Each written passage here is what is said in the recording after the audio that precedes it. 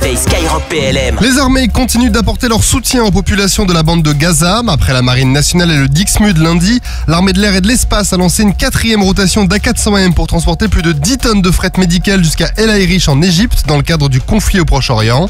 Cette initiative vise à soutenir les populations civiles de Gaza en acheminant du matériel médical, des tentes, des comprimés pour rendre l'eau potable.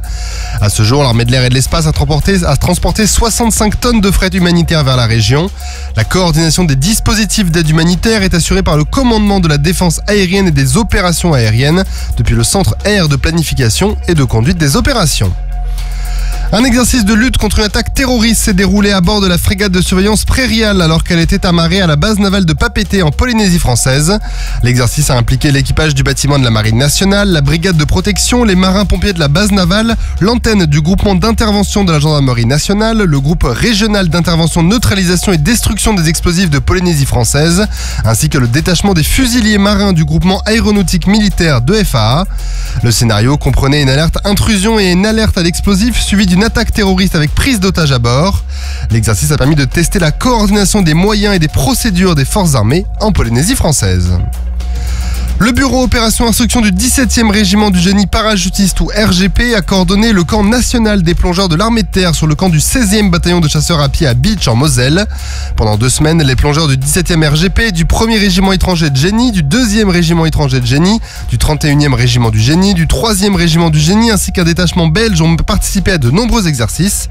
Les mises en situation ont été conçues pour refléter celles qui sont rencontrées lors de projections en Guyane, en se concentrant notamment sur le champ de tir nautique, la seule infrastructure de ce type en France métropolitaine qui permet le tir depuis une étendue d'eau. Si vous voulez d'ailleurs en savoir plus sur le sujet, rendez-vous dans la partie replay PLM interview de l'application où nous avions réalisé un podcast sur le sujet le 12 avril dernier. Les plongeurs se sont donc exercés depuis des embarcations fluviales, un outil de combat nautique dont la livraison est imminente au 17e RGP. Ils ont aussi perfectionné leurs compétences comme le drop sur plan d'eau, la descente en corde lisse et la grappe avec le soutien du 3e régiment d'hélicoptères de combat.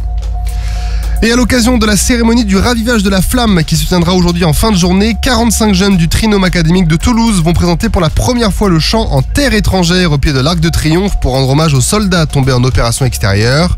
Ce chant avait remporté le premier prix du concours du Trinôme académique de Toulouse en juin 2022 et avait été interprété pour la première fois lors des cérémonies de commémoration du 11 novembre en 2022.